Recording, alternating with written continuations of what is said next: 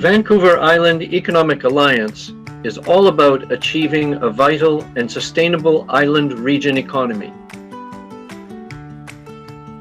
We collaborate with stakeholders to solve problems and promote opportunities. Every October, VAIA hosts the State of the Island Economic Summit, a meeting place for ideas where you can network with decision makers and be informed of relevant grassroots trends in the island economy. VAIA's annual economic report is the only publication of its kind in Canada. It is user-friendly and puts important, timely data at your fingertips. Foreign Trade Zone Vancouver Island provides ready access to Canada's duty and tax deferral opportunities and attracts foreign direct investment to the island region. And the Island Good brand, created by VAIA, makes it easy for shoppers to find local products and is proven to increase sales for island producers. If it's Island Good, whether it's potatoes or gin or mattresses, it's good for our economy, good for sustainability, and good for us all. VAIA, a non-profit membership organization that leads creation of transformative economic opportunities.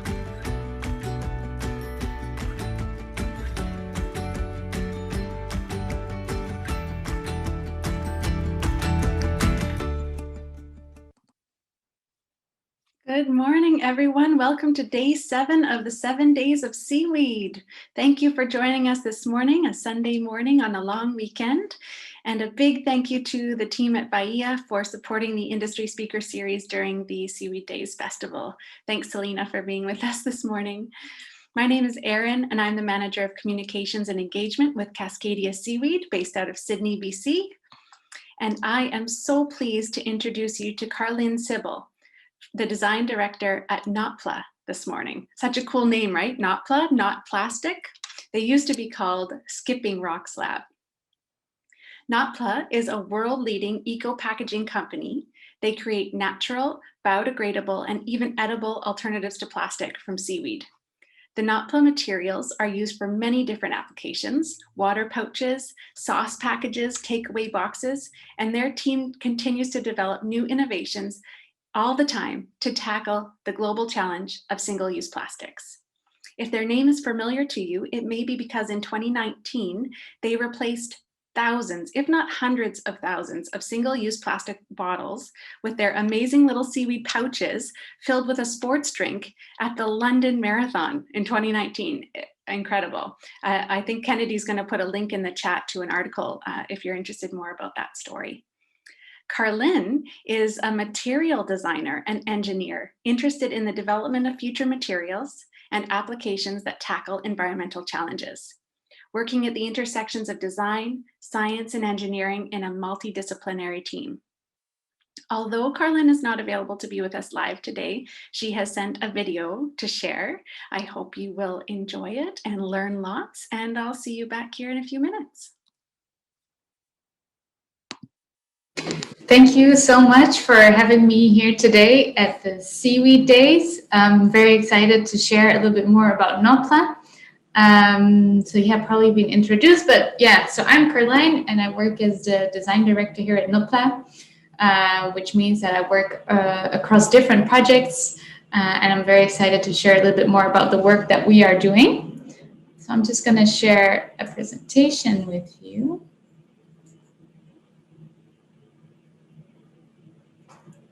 Perfect. So I work at Notpla. We're based in London, in the United Kingdom. So Notpla, what we're working on is replacing single-use plastics with alternatives by using seaweed.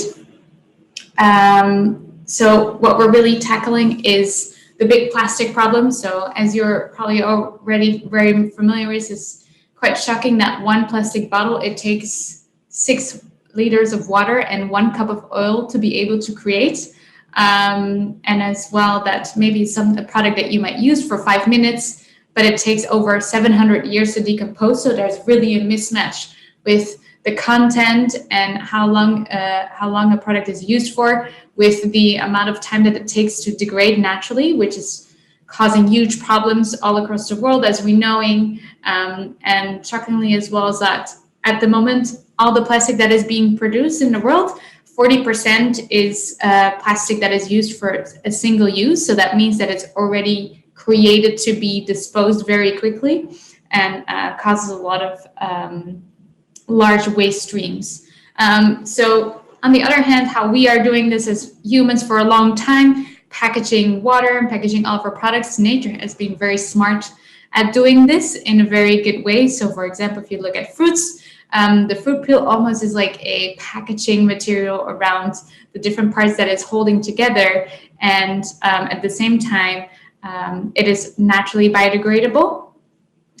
So what we started to do here is looking at nature, and can we fit better the durability and natural biodegradability of our materials, fit the contents that it contains, as well as looking really at nature as a leader in terms of design and inspiration.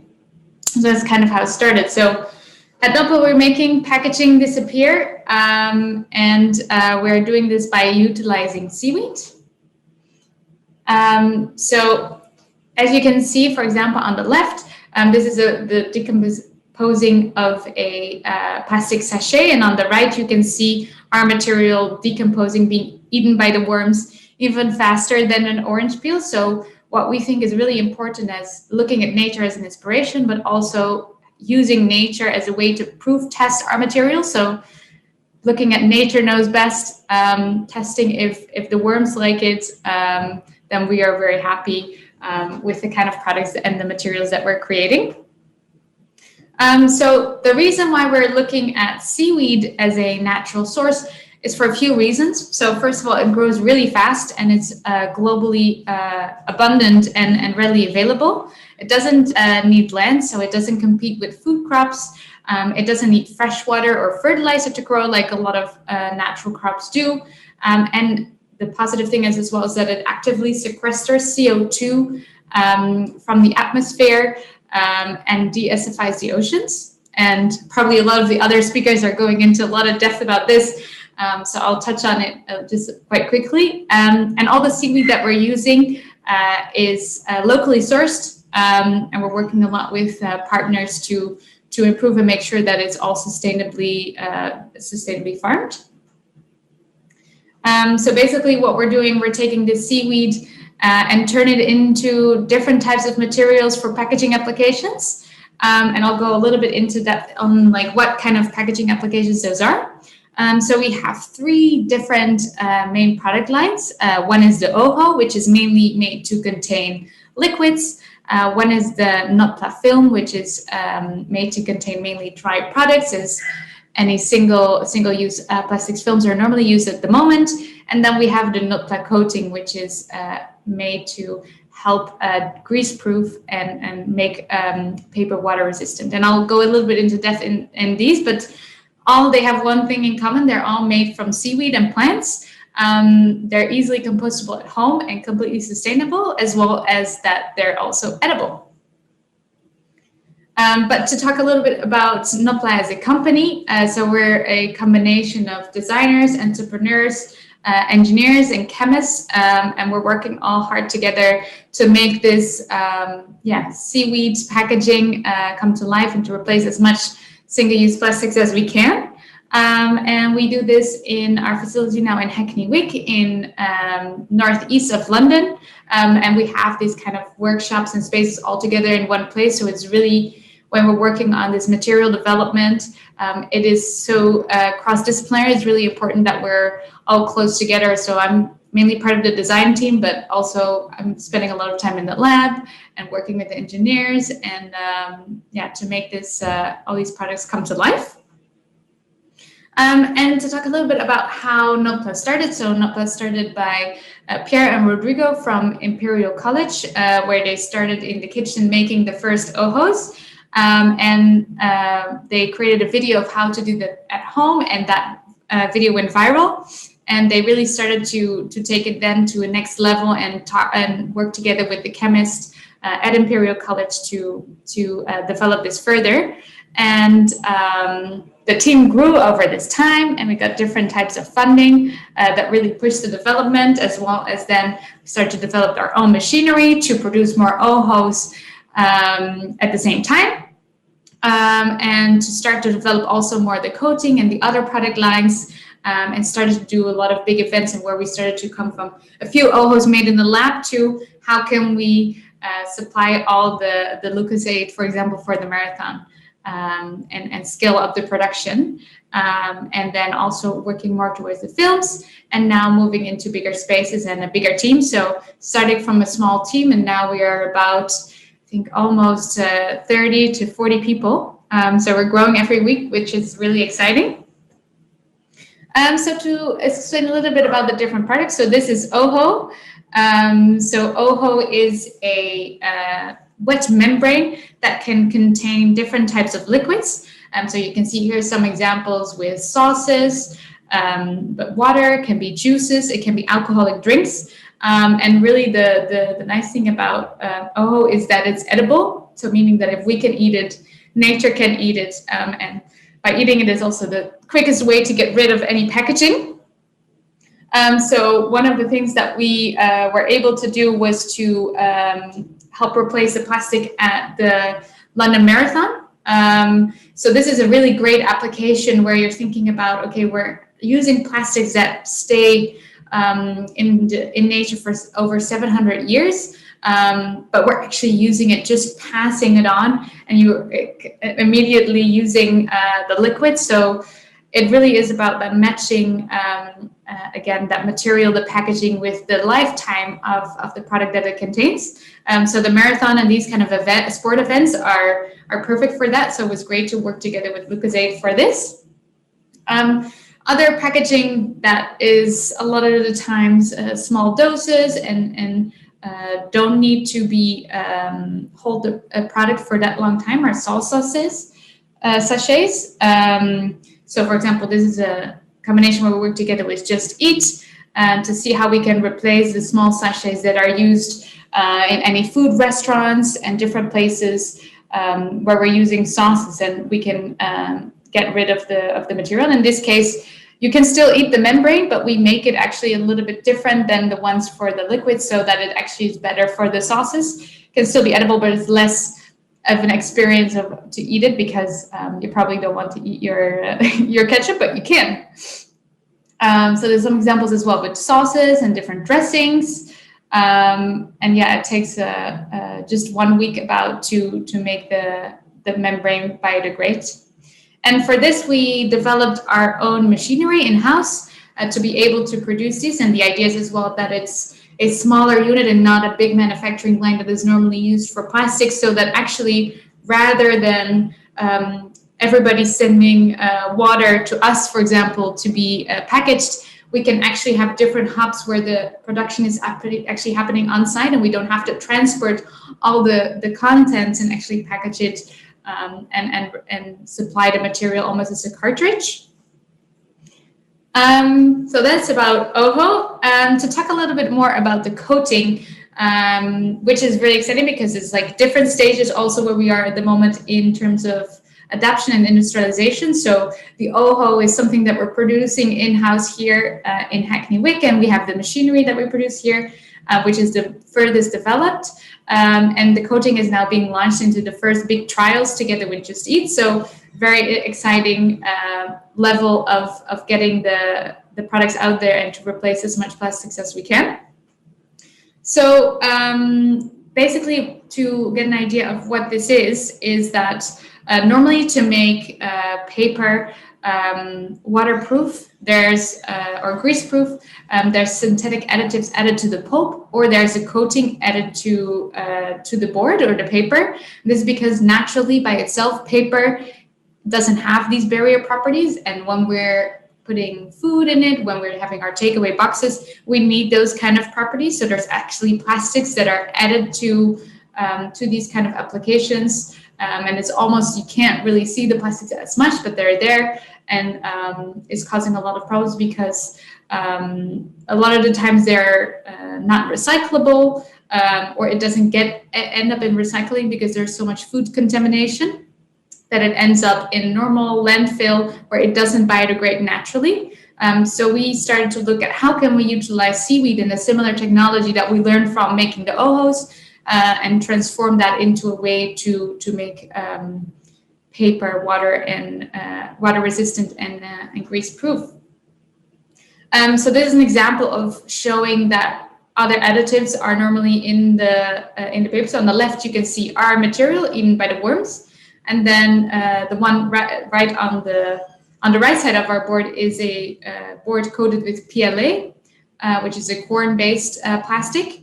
But you can see really nicely how the worms, they like to eat the cellulose that is in the pulp, but they leave these transparent layers behind that are still the plastic, so the PE and the PLA, and yeah, they don't even touch the polystyrene boxes that are otherwise used as well in these types of applications.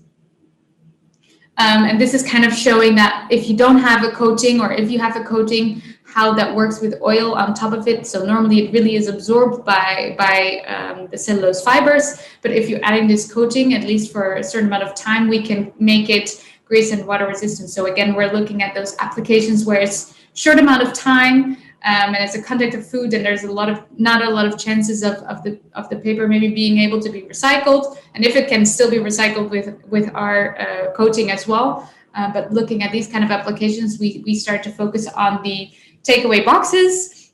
So we did that together with Just Eat, as we mentioned a bit as well, which has been really exciting, and looking at different types of applications beyond on that, where we can replace these plastics that are used, and especially we think for food service industry, that is really a really interesting space, because there's, like I said, it's a lot of times a lot of difficulties in the recycling when there's a lot of contamination of the product with food, so it makes it less easy to recycle, and so then it can actually be naturally biodegradable is really important quality of the material.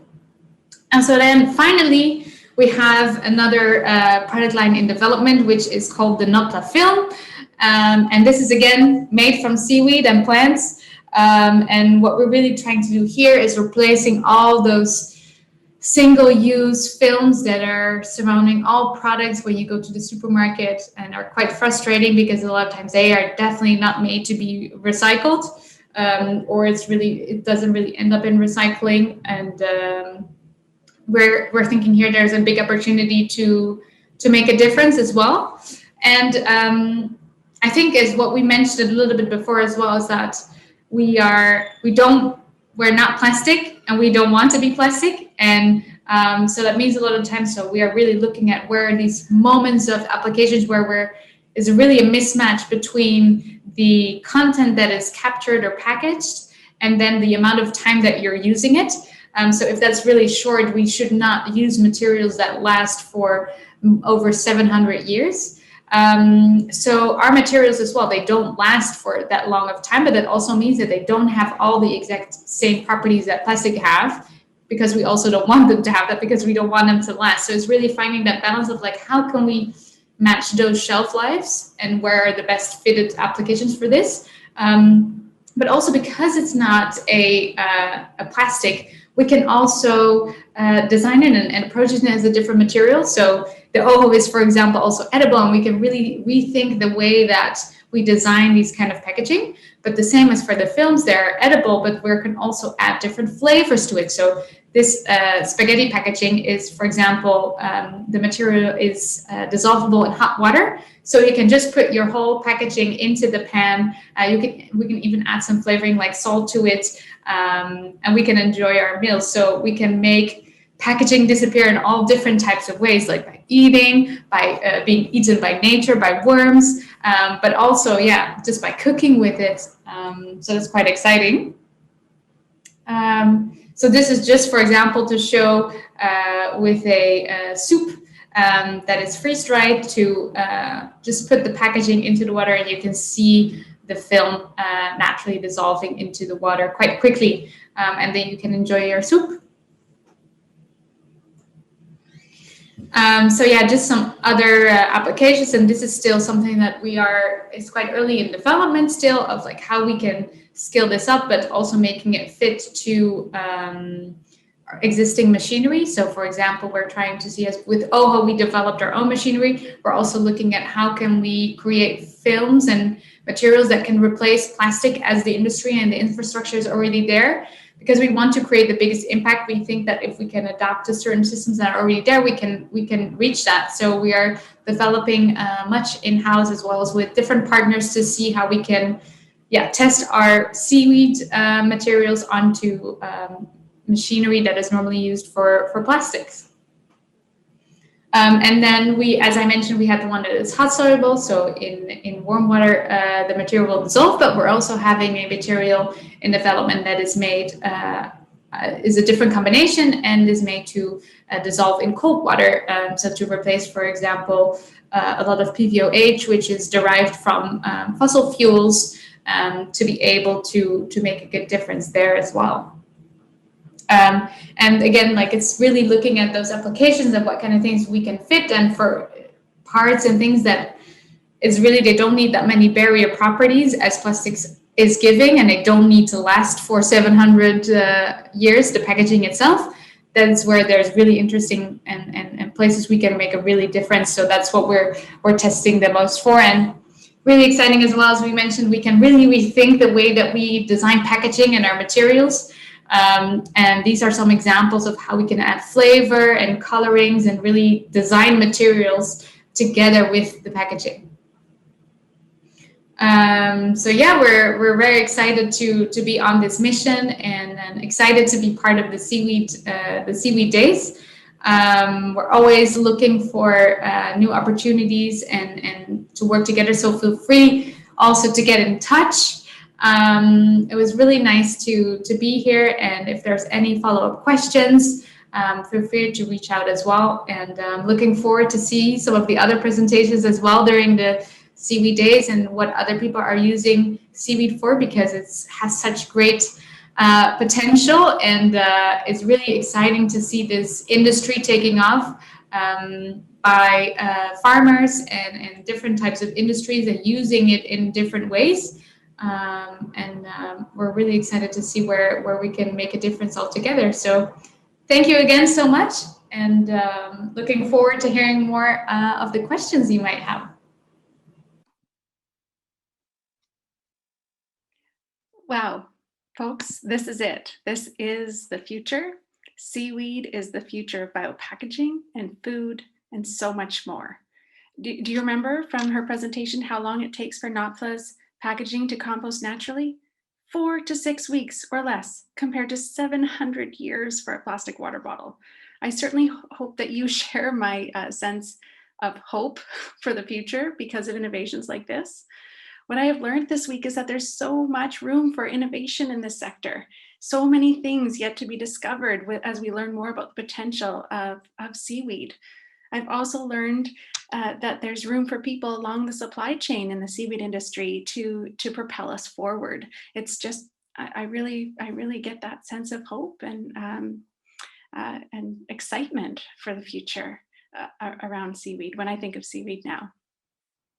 And I appreciate the collaborative nature of this industry, as we've been sharing information with people around the world, recognizing that we have to work together if we're going to solve the climate crisis. It's not one country or another, it's all of us together. There are a few other companies that are looking to solve the global plastic crisis with seaweed as well. I just wanted to point a couple of them out. Oceanium has just raised, I think, almost $3 million, $3 million US recently to explore their biorefining for packaging and other things. We have a company called Sway in California. And there's also, actually, I think Sabrina is with us on this call. Sabrina from Sea Change Biochemistry in Nova Scotia. I think she's on the call with us today. I think Kennedy will post a link in the chat for you more about sea change biochemistry, as they're looking to find ways to extract valuable compounds from seaweed for a variety of things, a variety of purposes.